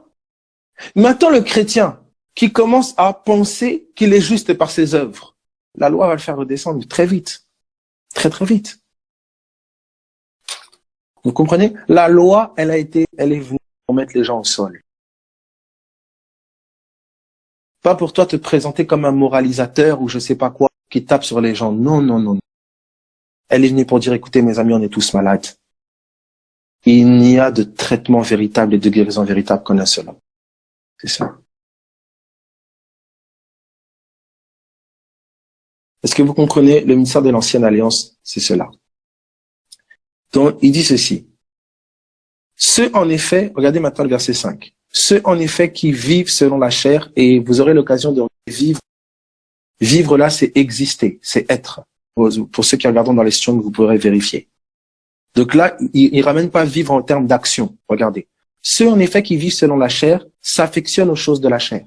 Donc ceux qui existent, ceux qui trouvent leur existence dans la chair, qui s'identifient à la chair, ils auront la compréhension des choses de la chair. S'affectionner, là, c'est pas dans le sens de sentiment, affection. C'est phronéo, qui est traduit par avoir la compréhension d'eux. De ceux qui s'identifient encore à la chair, qui se voient encore selon la chair, ils ont la compréhension des choses de la chair. Ils ont une mentalité charnelle. Et regardez ce qu'il dit.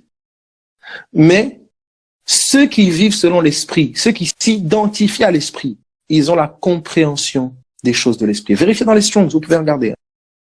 Regardez maintenant verset 6. Et l'affection de la chair, c'est la mort. La mentalité charnelle, la compréhension charnelle, elle tue. Tandis que l'affection de l'esprit, c'est la vie et la paix. Quelqu'un qui n'est pas en vie et pas en paix, n'allez pas loin. Regardez sa mentalité, là où il est. Regardez la suite, verset 7. Car l'affection de la chair est inimitié contre Dieu. La mentalité charnelle, elle est naturellement ennemie de Dieu. Ça veut dire que quand tu raisonnes, quand tu as l'affection, quand tu as la compréhension des choses de la chair, tu raisonnes en ennemi de Dieu. Qui est l'ennemi de Dieu? Satan. Vous comprenez quand Jésus va dire à Pierre, arrière de moi Satan, car tes pensées ne sont pas les pensées de Dieu, mais celles des hommes, celles de la chair. Quand tu penses charnellement, tu penses humainement, tu penses comme Satan. Tu penses comme un ennemi de Dieu. C'est comme ça, tu vois comment l'Esprit de Dieu lutte avec des forteresses qui sont dans ton âme. Des raisonnements que tu as, des compréhensions que tu as, des affections que tu as, qui sont ennemis de Dieu, mais que toi tu trouves logique et normal.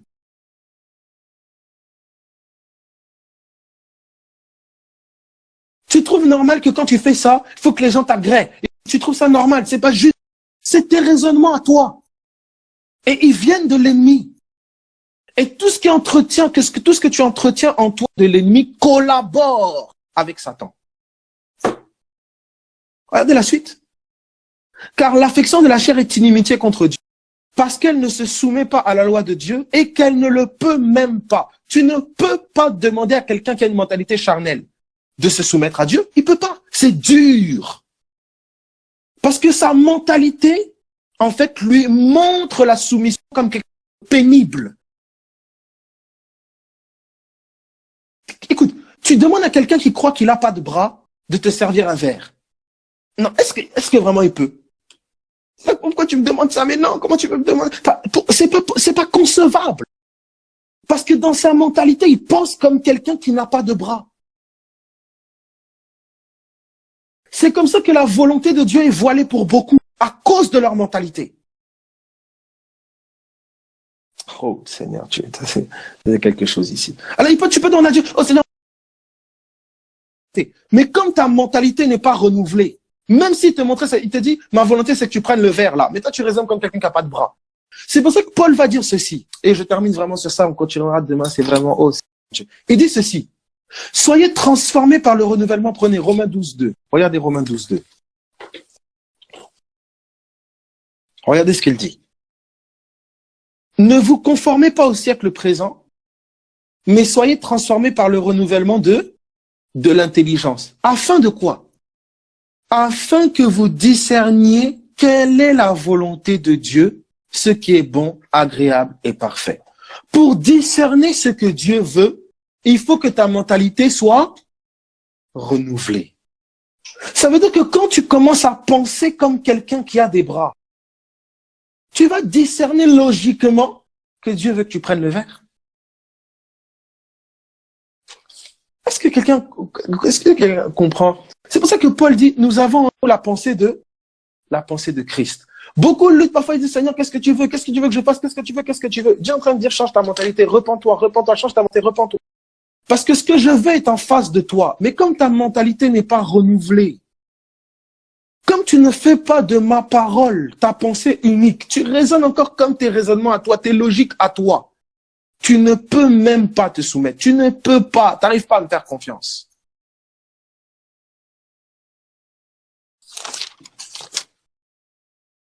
Donc, et quand c'est comme ça, ben quoi, tu vas chercher des plans B, des plans X, des plans Y. C'est ça. Parce que celui qui a l'affection de la chair, il ne peut pas se soumettre. Elle ne peut pas se soumettre à la loi. Elle ne peut pas. Il dit verset 7, donc Romains 8, 7, car l'affection de la chair est inimitié contre Dieu, parce qu'elle ne se soumet pas à la loi de Dieu et qu'elle ne le peut même pas. Or, ceux qui vivent selon la chair ne sauraient plaire à Dieu. Or, qui sont ceux qui plaisent à Dieu? Sans la foi, il est impossible de lui être agréable. Donc, qu'est-ce qui se passe? Quelqu'un qui a une mentalité de la chair, phronéo de la chair, ça va résister à quoi dans son cœur? À la foi. À la foi, ça va résister. Tu sais que la parole a dit, par les meurtrissures de Jésus, nous sommes guéris. Tu sais que la parole a dit, tu es une nouvelle création. Mais tu as tellement un conditionnement charnel dans ta mentalité, ta manière de voir les choses, ton regard, que ça lutte constamment. Moindre situation, c'est remis en cause, cette vérité-là. Tu demandes Dieu, Seigneur, change-moi, change-moi. Il te dit, je t'ai déjà changé. Mais parce que ta mentalité est charnelle, ton âme n'est pas disciplinée à s'imprégner de la parole. Ta mentalité n'est pas renouvelée. Il dit, il ne saurait plaire à Dieu. Il ne saurait. C'est-à-dire, il peut vouloir, mais il ne sait pas. Regardez maintenant la suite. Pour vous, il dit maintenant pour vous, vous ne vivez pas selon la chair. Vous, votre existence n'est pas dans la chair, mais selon l'esprit. Il n'a pas dit pour vous, vivez selon l'esprit. Il dit pour vous, vous ne vivez pas selon la chair. Vous n'existez plus sur le plan charnel. Vous êtes mort à ce plan. Vous, vous existez selon l'esprit. Donc ne persiste pas à entretenir une mentalité de la chair, parce que ce n'est plus ta mentalité, ce n'est plus toi ça. Oui, mais pourquoi j'ai encore fait ça? Pourquoi j'ai encore... Écoute, ne te regarde pas par rapport à ce que tu as fait ou pas fait. Regarde par rapport à ce que le Saint-Esprit rend témoignage de toi. Regarde par rapport à la parole de Dieu. Ma parole est la vérité. Marche selon la vérité. Il dit, mais selon l'Esprit, il dit, si du moins l'Esprit de Dieu habite en vous, l'Esprit de Dieu habite en toi. Donc parce que l'Esprit de Dieu, tu comprends? Tu vis selon l'Esprit parce que l'Esprit habite en toi. Pas parce qu'il te fait faire des choses. Donc la présence de l'esprit t'a donné d'exister sur un nouveau plan. Exactement comme la chair. Quand un bébé naît, qu'est-ce qu'il a fait pour naître? Il est né, il respire, il existe. Les hommes, il existe au milieu. Tu existes dans l'esprit par naissance. Dès l'instant où tu es né d'en haut, tu vis maintenant par l'esprit. Tu existes dans l'esprit. Tu n'es plus vivant quant à la chair. Tu es mort. Tu étais... Oh non, je dois mourir, il faut que je meure. Non, tu es déjà mort, tu n'existes plus. Mais c'est toi qui continues d'entretenir la mentalité d'un vivant sur le plan charnel. C'est ça. Vous comprenez? C'est ça qu'il dit. Et si quelqu'un n'a pas l'esprit de Dieu, il ne lui appartient pas. Ben oui. Un bébé qui respire pas, est-ce qu'il appartient au monde des vivants? Non, il est mort. Il n'appartient pas au monde des vivants. Juste que le fait qu'il ait reçu le... Qu'est-ce que le souffle? L'esprit. Voilà, c'est une image. Ouais, l'homme des choses, dès qu'il sort du vent, il reçoit le souffle. Dès l'instant où l'esprit t'a reçu, tu as reçu l'esprit de Dieu, pam, tu existes parmi les vivants. Tu es dans le monde des vivants. Bienvenue, tac, t'es né. Pour pas, t'es né, c'est fini. Mais quelqu'un qui n'a pas le souffle, qui n'a pas l'esprit, il est mort. Il n'appartient pas au monde des vivants, il n'appartient pas à Christ. Vous voyez? Et c'est comme ça qu'il est dit. Et si Christ est en vous, le corps, il est vrai, est mort à cause du péché. Mais l'esprit est vie à cause de la justice. Et si l'esprit de celui qui a ressuscité Jésus d'entre les morts, celui qui a ressuscité Christ d'entre les morts, rendra aussi la vie à vos corps mortels par son esprit qui habite en vous. Il rend la vie. La vie, la vie, la vie. C'est l'esprit. C'est lui qui te donne cette vie. Vous voyez, il compare à la résurrection. Il y a une vie de résurrection qui coule en toi, qui va vivifier les parties mortes de ton corps, vivifier les parties mortes de ton âme. Changer ta... C'est une vie. C'est plus une affaire d'action, mal faire, bien faire. Non, c'est cette vie-là qui est censée s'incarner, que tu es censé rencontrer, toucher. C'est cela. Voilà, celui qui est né de la chair est chair, celui qui est né de l'esprit est esprit. Donc, nous sommes nés de la chair, mais la chair, elle a été crucifiée, donc nous sommes morts quant à la chair, et nous sommes nés de l'esprit, donc on est maintenant esprit. Vous comprenez? Voilà, mes amis, soyez bénis en espérant que ça vous a édifié. 22h50. Vous voyez, petit à petit, je me remets sur le créneau français, 22h50.